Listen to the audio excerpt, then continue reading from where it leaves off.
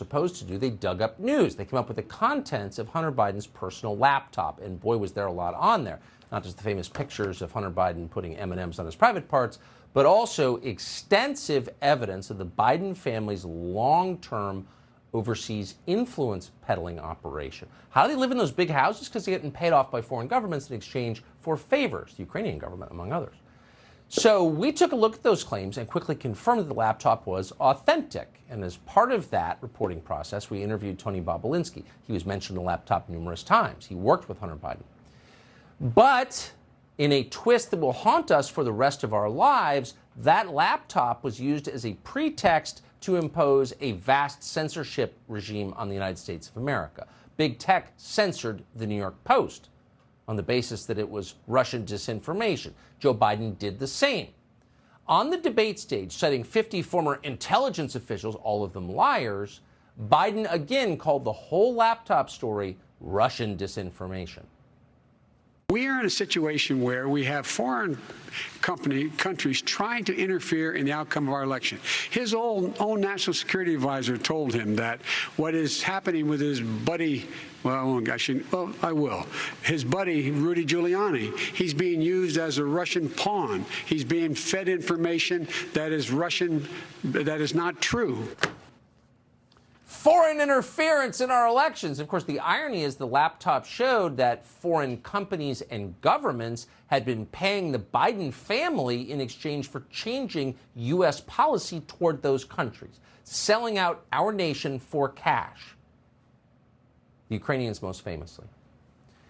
But the rest of the media dutifully echoed Joe Biden's lie. Watch.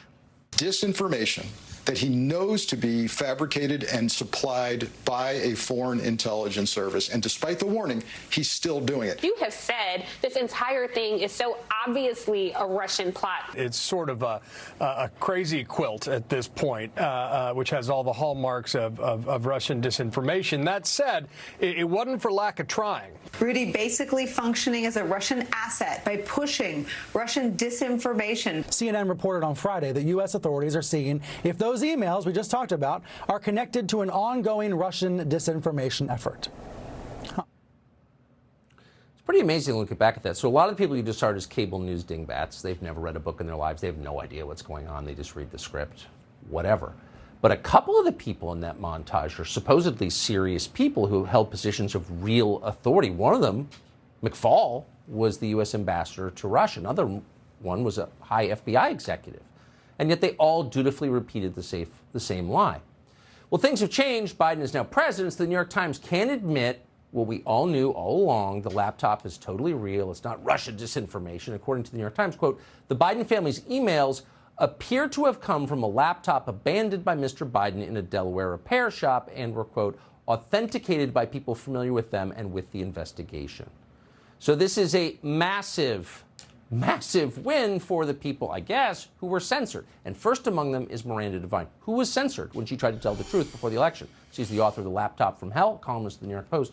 We're happy to have her join us tonight. Miranda, how does this feel to have the New York Times admit that you were right all along? Well, it's kind of delicious to see them sort of squirming around trying to admit the obvious. But, you know, if you're a reader of the New York Post or a viewer of Fox News, you knew this 16 months ago. You didn't need the great New York Times to tell you that it was true, right, and that they'd authenticated the emails. We already did that. And we published truth, the stories that were real, and have continued to do so without fear or favour. But unfortunately, the New York Times readers have been kept in the dark by their newspaper, their organ of choice, and that was for deliberate reasons. It was because they wanted Donald Trump to lose the 2020 election. So all journalistic ethics and standards went out the window. And it doesn't matter how you try and dress it up now and pretend that you just found out, even if you didn't have the laptop, as you know, because you interviewed Tony Bobulinski at the time, he was a patriot, a hero who stood up against his own interests to tell the world the truth about Joe Biden and about his influence peddling, the way he abused his power to make money from foreign countries at the expense of America's national interest. And we're now reaping the spoils of that.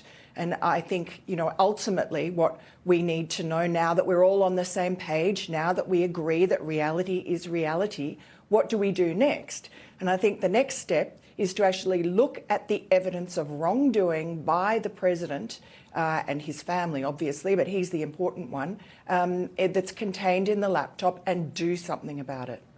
And throw off the censorship regime that began that day when they censored you, they knocked Parler off the internet.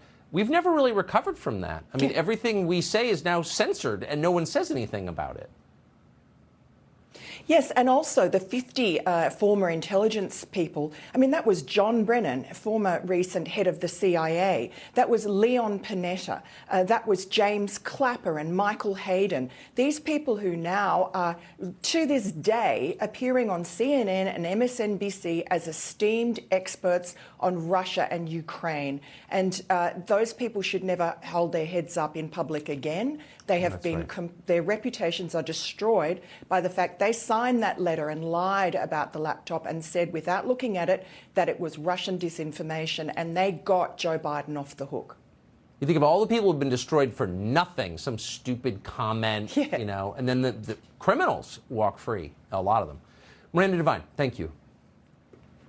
Thanks so much, Tucker.